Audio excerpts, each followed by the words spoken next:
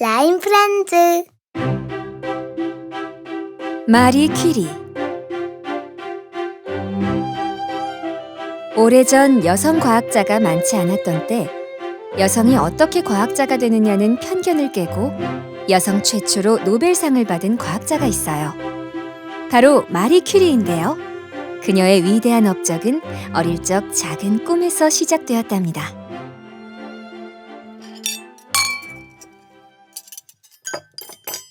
1867년 폴란드에서 태어난 퀴리는 어린 시절 아버지의 실험실에서 노는 것을 좋아했어요. 과학 선생님이었던 퀴리의 아버지는 그런 딸을 기특하게 여겼죠. 우리 딸, 지금 네가 가지고 노는 것들이 뭔지 아니? 이건 실린더, 이건 비커, 이건 스포이드요. 실험기구들을 벌써 다 익혔구나. 그런데 아빠, 이것들로 뭘 하는 거예요? 과학자들은 이 기구들을 가지고 여러 실험을 해서 사람들에게 꼭 필요한 것들을 발견하고 발명해낸단다. 아, 과학자는 사람들에게 꼭 필요한 사람이네요. 그렇지. 저도 과학자가 돼서 사람들을 도와줄래요. 우리 딸이 과학자가 되면 이 실험기구들을 물려줘야겠구나. 정말이죠, 아빠? 우와, 신난다! 퀴리는 과학자가 되기 위해 열심히 공부했어요.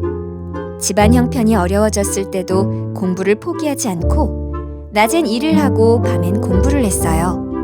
그렇게 해서 프랑스에 있는 유명 대학에 합격했죠. 당시엔 여성이 대학에 합격하는 일이 아주 드물었어요. 내 딸이 대학에 당당히 합격하다니 이보다 기쁠 수가 없구나. 열심히 공부해서 반드시 좋은 과학자가 될게요.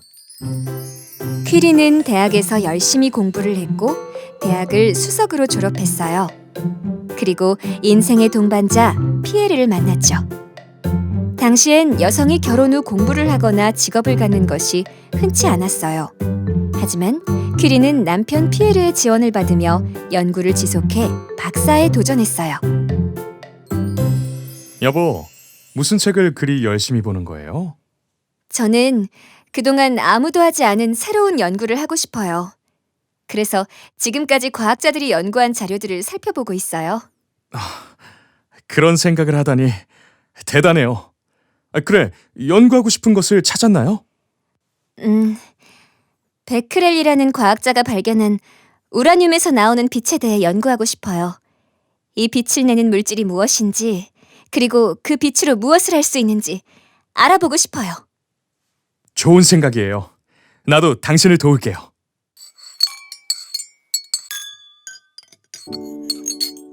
새로운 도전은 결코 쉽지 않았지만 퀴리는 실패를 두려워하지 않았어요. 연구를 하던 중 막다른 벽에 부딪힐 때마다 퀴리와 남편 피에르는 서로를 격려하며 꿈을 이루기 위해 노력했죠. 그러던 어느 날이었어요. 연구를 하던 퀴리는 무엇인가를 발견했어요. 여보, 이것 좀 보세요. 아니, 그 빛이 다 어디서 나온 거예요? 토륨이라는 금속에서 나온 빛이에요. 이렇게 강한 빛이 나올 줄은 상상도 못했는데 어떠한 물질에서 얼마나 강한 빛을 내는지 알아봐야겠어요. 퀴리는 이 빛을 방사선이라고 불렀어요. 그리고 이 신비한 빛이 어디에서 나오는지 찾기 위해 연구에 몰두하여 마침내 폴로늄과 라듐이라는 두 가지 원소를 찾아냈어요. 라듐으로는 병을 고칠 수 있다는 것도 알게 되었죠. 기존의 어떤 약으로도 치료하기 힘들었던 병들을 라듐으로 낫게 할 수 있다는 사실이 알려지자 제약회사에서 퀴리 부부를 찾아왔어요. 당신 부부가 라듐을 발견했다고 들었어요. 라듐 만드는 기술을 우리 제약회사에게 팔면 평생을 돈 걱정 없이 부자로 살 수 있을 거예요. 아내가 고생하는 것이 늘 안타까웠던 피에르는 제약회사의 제안에 기뻐했죠. 퀴리 부부는 연구에 몰두하느라 집안 형편이 넉넉하지 않았기 때문이에요. 실험실도 없어서 난방도 안 되는 허름한 창고를 빌려서 사용했죠. 하지만 퀴리는 그 제안을 거절했어요. 저는 돈 때문에 이 기술을 팔고 싶지 않아요. 우리가 발견하긴 했지만 이건 우리의 것만이 아니에요.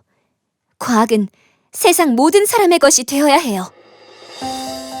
퀴리 부부는 라듐 만드는 기술을 전 세계가 알 수 있도록 공개했어요. 그 공로로 퀴리 부부는 노벨 물리학상을 받게 되었죠. 퀴리는 특히 여성 최초로 노벨상을 받게 된 거였답니다. 하지만 기쁨도 잠시, 남편 피에르가 갑작스런 사고로 세상을 떠나자 퀴리는 남편과 했던 연구를 힘들게 혼자서 해야 했어요. 퀴리의 딸은 어머니가 고생하는 모습을 보며 연구를 그만두기를 바랐죠. 어머니, 이제 그만 편하게 지내세요. 이미 어머니 덕분에 사람들은 암과 같은 큰 병을 치료할 수 있게 되었잖아요. 고맙구나, 내 딸. 나를 걱정하는 네 마음은 알겠지만 나는 죽는 날까지 과학자로 살고 싶단다. 퀴리는 자신의 건강도 돌보지 않고 연구를 거듭했어요. 마침내 더 순수한 라듐을 만드는 데 성공했죠. 그 업적으로 퀴리는 또 한 번 노벨상을 받게 되었어요. 이번에는 노벨 화학상이었죠. 퀴리는 2개의 과학 분야에서 노벨상을 받은 유일한 인물이 되었어요. 하지만 몸을 돌보지 않은 채 연구를 계속해서 건강이 나빠졌어요. 의사는 당분간 치료를 받으며 휴식을 취하라고 했지만 퀴리는 제1차 세계대전이 나자 부상을 당한 병사들을 치료해주기 위해 전쟁터에 가겠다고 해서 주위 사람들을 놀라게 했죠. 어머니 몸도 안 좋은데 전쟁터에 어떻게 가시겠다는 거예요? 젊은 군인들이 지금도 전쟁터에서 죽어가고 있단다. 내가 그들을 도울 수 있는데 어떻게 가만히 있을 수 있겠니? 퀴리는 전쟁터에서 자신의 과학적 지식을 활용해 아픈 병사들이 적절한 치료를 받을 수 있도록 도와줬어요. 사람들은 그런 퀴리를 보며 감동했죠. 다른 과학자들은 한 번도 받기 힘든 노벨상을 2번이나 받은 위대한 인물이었지만 퀴리의 목표는 오직 겸손한 연구자이자 한 시민으로서 사회의 보탬이 되고자 하는 것이었죠. 안타깝게도 퀴리는 그녀가 사랑한 신비한 빛이었던 방사선에 대한 오랜 연구 과정에서 걸린 불치병으로 1934년에 생을 마감하게 되었어요. 하지만 퀴리의 연구와 희생을 통해 이뤄낸 업적은 현대 과학과 의학에서 아직도 그 빛이 찬란하게 빛나고 있답니다.